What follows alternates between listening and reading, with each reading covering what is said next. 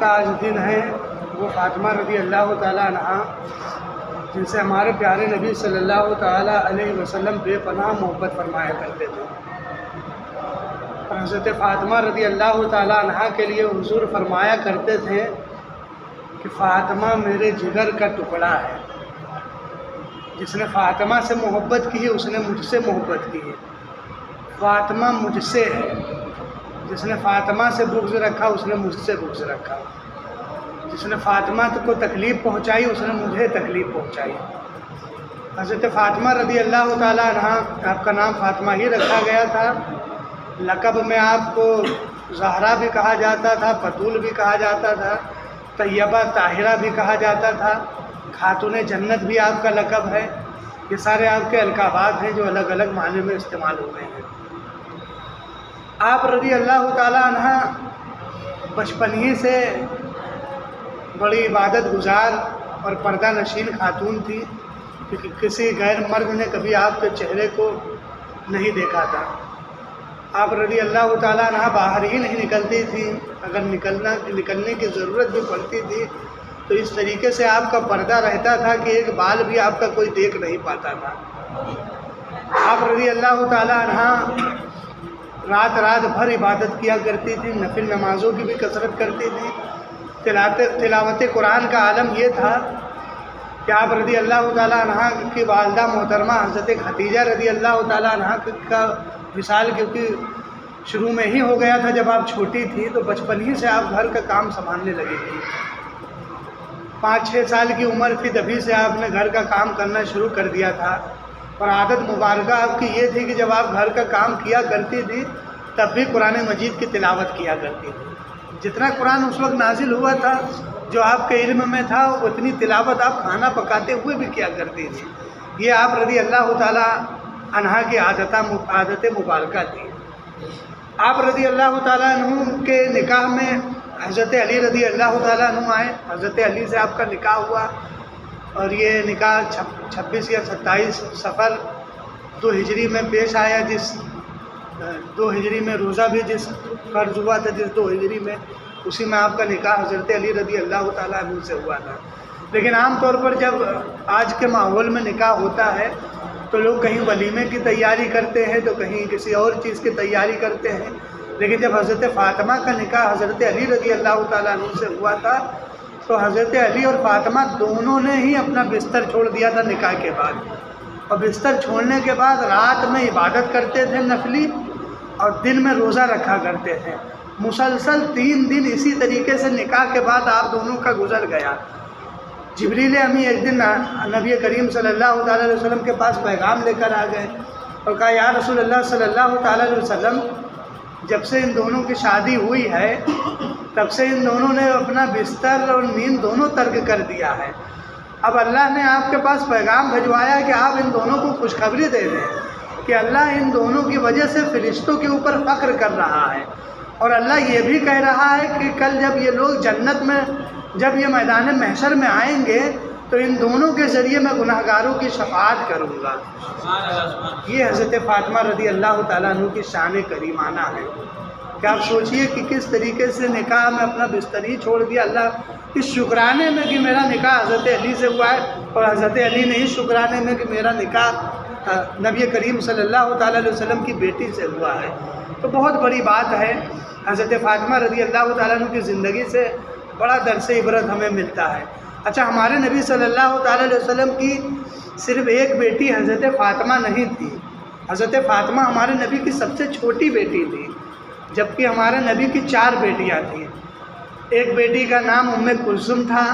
ایک بیٹی کا نام زینب تھا، اور ایک بیٹی کا نام رقیہ تھا۔ حضرت فاطمہ رضی اللہ تعالیٰ عنہا نے اپنی بیٹیوں کے نام بھی اپنی بہنوں کے نام پر رکھے تھے۔ حضرت فاطمہ نے اپنی ایک بیٹی کا نام زینب رکھا تھا، جن کے تعلق سے آپ جانتے ہیں کہ وہ کربلا میں بھی تھی۔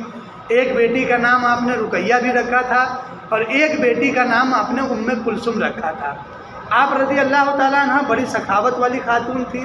سخاوت آپ کو بہت پسند تھی، سخاوت اور خود سے اپنا کام کرنا یہ بھی پسند تھا۔ بڑی دقت، خود سے کام کرنے میں دقتیں یہ ہوتی تھی کہ چکی بھی چلانی پڑتی تھی، اور بعض اوقات جب آپ چکی چلایا کرتی تھی تو آپ کے ہاتھوں میں چھالے پڑ جایا کرتے تھے۔ پانی نکالنا ہوتا تھا تو کنویں سے خود جا کر پانی نکالا کرتی تھی۔ حضرت امام حسین اور حسن اور جو بیٹیاں تھیں وہ چھوٹی تھیں، ان کی بھی خدمت کیا کرتی تھیں، ان کو بھی سنوارنا اور ساری چیزیں ذمہ داری وہ بھی پوری کیا کرتی تھی، اور گھر کا سارا کام کیا کرتی تھی۔ ایک بار اتفاقاً آپ کو خبر ملی کہ نبی کریم صلی اللہ تعالیٰ علیہ وسلم کے پاس کوئی غلام یا کنیزہ آپ کی خدمت میں آئی ہیں، یعنی کسی نے نبی کی خدمت میں دیا ہے غلام یا کنیزہ کو۔ حضرت فاطمہ نے جب یہ سنا تو نبی کریم صلی اللہ تعالیٰ علیہ وسلم کی بارگاہ میں حاضر ہوئیں، اور حاضر ہو کر کہنے لگیں یا رسول اللہ صلی اللہ تعالیٰ علیہ وسلم، اگر بہتر سمجھیں تو ایک کنیزہ مجھے بھی دے دیں، کیونکہ گھر کا کام بہت زیادہ رہتا ہے، تھوڑا مجھے بھی آرام ہو جائے گا۔ نبی کریم صلی اللہ تعالیٰ علیہ وسلم نے فرمایا اے فاطمہ، تم کو میں کنیز سے زیادہ قیمتی چیز نہ دے دوں؟ حضرت فاطمہ نے کہا یا رسول اللہ، اگر کنیز سے زیادہ قیمتی چیز مل جائے تو پھر اس سے بہتر کیا ہوگا؟ جب حضرت فاطمہ نے یہ کہا تو نبی کریم صلی اللہ تعالیٰ علیہ وسلم نے کہا اے فاطمہ، جب تم نماز پڑھا کرو تو تم نماز کے بعد 33 مرتبہ سبحان اللہ، 33 مرتبہ الحمدللہ اور 33 مرتبہ اللہ اکبر پڑھ لیا کرو، 34 مرتبہ اللہ اکبر پڑھ لیا کرو۔ یہ تمہارے لیے کنیز سے زیادہ قیمتی چیز ہے، اور تمہیں جو تھکان اور بوجھ محسوس ہوتا ہے وہ تھکان اور بوجھ بھی اس کی برکت سے اللہ اتار دے گا۔ تو یہ جو ہم لوگ پڑھتے ہیں تسبیحوں کے اوپر یا نماز کے بعد، اس کو کہا ہی تسبیح فاطمہ کہا جاتا ہے۔ یہ تسبیح حضرت فاطمہ رضی اللہ تعالیٰ عنہا کی وجہ سے ہم سب کو نبی کریم صلی اللہ تعالیٰ علیہ وسلم نے عطا فرمایا۔ ہم سے تو ایک ٹائم بھی تلاوت بڑی مشکل سے ہوتی ہے، لیکن خاتون جنت کے اوپر قربان جائیے کہ کھانا پکاتے ہوئے بھی، گھر کا کام کرتے ہوئے بھی قرآن کی تلاوت کیا کرتی تھی۔ تو یہ رسول پاک صلی اللہ تعالیٰ علیہ وسلم کی شہزادی تھی، جس طریقے سے اپنا کردار انہوں نے دنیا میں بنایا۔ اچھا، باہر آپ بہت کم نکلا کرتی تھی، بغیر ضرورت کے نہیں۔ ایک بار کیا ہوا کہ نبی کریم صلی اللہ تعالیٰ علیہ وسلم حرم کعبہ میں نماز پڑھ رہے تھے۔ ابو جہل وغیرہ کو تھوڑی شرارت سوجھی، اونٹ کہیں پر کٹا ہوا تھا تو ابو جہل نے اونٹ کی اجڑی دیکھ رکھی تھی، تو اس نے جب ہمارے نبی کو نماز پڑھتے ہوئے دیکھا تو فوراً کسی کو اس نے بلوایا اور اونٹ کی اجڑی اٹھوائی، اور وہ اجڑی ہمارے نبی کریم صلی اللہ تعالیٰ علیہ وسلم کی پیٹھ پر یا گردن مبارک پہ رکھ دی۔ اب اجڑی کیونکہ اونٹ کی بھاری ہوتی ہے، جب وہ گردن مبارک یا پیٹھ مبارک پر رکھ دی گئی تو اب نبی کریم صلی اللہ تعالیٰ علیہ وسلم سجدے سے اپنا سر ہی نہیں اٹھا رہے تھے، کیونکہ بھاری چیز پیٹھ کے اوپر رکھی ہوئی ہیں۔ کسی نے آواز لگا کر حضرت فاطمہ رضی اللہ تعالیٰ عنہ کے پاس یہ پیغام جب پہنچایا، حضرت فاطمہ رضی اللہ تعالیٰ عنہ چھوٹی ہی تھی، بھاگتی ہوئی نبی کریم صلی اللہ تعالیٰ علیہ وسلم کے پاس آئیں اور اپنے والد محترم کے پیٹھ کے اوپر سے جیسے تیسے اس اوجھڑی کو اتارا، اور اٹھانے کے بعد آپ صلی اللہ تعالیٰ علیہ وسلم کے پیٹھ کے اوپر جو گندگی وغیرہ لگ گئی تھی اس کو صاف کیا، پھر کنویں کے پاس لے گئی، اور کنویں کے پاس لے جانے کے بعد پانی نکالا اور پانی سے اپنے والد محترم کی پیٹھ مبارک کو، کپڑے مبارک کو صاف کیا، صاف کرتی جاتی اور ابو جہل وغیرہ کو بددعائیں دیتی جاتی۔ تو یہ آپ دیکھیے کہ نبی کریم صلی اللہ تعالیٰ علیہ وسلم سے حضرت فاطمہ بھی بے پناہ محبت کرتی تھی، اور حضرت فاطمہ سے نبی کریم صلی اللہ تعالیٰ علیہ وسلم بھی بے پناہ محبت کیا کرتے تھے۔ محبت کا اندازہ یہاں سے بھی لگا لیں کہ جب نبی کریم صلی اللہ تعالیٰ علیہ وسلم حضرت فاطمہ کے پاس جاتے تو حضرت فاطمہ اپنے والد محترم یعنی نبی کریم صلی اللہ تعالیٰ علیہ وسلم کا ہاتھ مبارک چومتی، چومنے کے بعد اپنے والد کو اپنی جگہ کے اوپر بیٹھاتی، اور جو کچھ بھی گھر کے اندر ہوتا وہ خدمت میں پیش کرتی تھی۔ اور جب نبی کریم صلی اللہ تعالیٰ علیہ وسلم کے پاس حضرت فاطمہ آتی تو نبی بھی یہی چیز کو کرتے تھے، حضرت فاطمہ کے ہاتھوں کو بوسہ دیتے تھے، ماتھے کو بوسہ دیتے تھے، پھر اس کے بعد اپنے بغل میں نبی کریم صلی اللہ تعالیٰ علیہ وسلم حضرت فاطمہ کو بیٹھایا کرتے تھے اور پوچھا کرتے تھے گھر کے حال چال خبر وغیرہ۔ حضرت فاطمہ جب چھوٹی تھی تو نبی کریم صلی اللہ تعالیٰ علیہ وسلم پھر چھوٹے کے عالم میں بھی اپنے پاس سب سے زیادہ حضرت فاطمہ کو بیٹھایا کرتے تھے، اور حضرت فاطمہ کی عادت تھی کہ وہ سوال نبی کریم صلی اللہ تعالیٰ علیہ وسلم سے بہت پوچھتی تھی۔ ایک دن بچپن ہی کے عالم میں انہوں نے پوچھ لیا کہ یا رسول اللہ، میں اللہ کو کب دیکھوں گی؟ تو نبی کریم صلی اللہ تعالیٰ علیہ وسلم نے کہا اے فاطمہ، اللہ تمہیں جنت میں داخل فرمائے گا میدان محشر کے دن، اور جب تم جنت میں جاؤ گی تو جنت کی جتنی خواتین ہیں سب کی سرداری تم کو اللہ عطا فرمائے گا، اور جب سب کی سرداری تمہیں مل جائے گی تو پھر اللہ تم کو اپنا دیدار بھی کرائے گا۔ یہ حضرت فاطمہ رضی اللہ تعالیٰ عنہ کے لیے نبی فرمایا کرتے تھے۔ سخاوت کا عالم دیکھ لیجئے کہ ایک بار ایک شخص قبیلہ بنو سلیم کا آیا نبی کریم صلی اللہ تعالیٰ علیہ وسلم کے پاس۔ اس نے نبی کے بارگاہ میں آ کر اسلام کے خلاف کچھ باتیں کی۔ نبی کریم صلی اللہ تعالیٰ علیہ وسلم نے محبت سے اس کو سمجھایا، اللہ کی وحدانیت کے بارے میں بتایا، اپنے رسول ہونے کا بتایا، اسلام کی جو اخلاقیات ہے اس کو اس کے سامنے پیش کیا۔ اخلاق سے وہ اتنا متاثر ہوا، جو ابھی اسلام کی برائی کر رہا تھا، نبی کی برائی کر رہا تھا، وہ اسی وقت کلمہ پڑھ کر اسلام میں داخل ہو جاتا ہے۔ اب ہوا کہ نبی نے اس سے پوچھا کہ تمہاری مالداری کا کیا عالم ہے، یا تمہارے قبیلے کا کیا عالم ہے؟ تو اس نے کہا یا رسول اللہ میرے قبیلے میں 4000 سے زیادہ لوگ ہوں گے، اور ان 4000 لوگوں میں سب سے زیادہ غریب میں ہوں جو آپ کے پاس آیا ہوں۔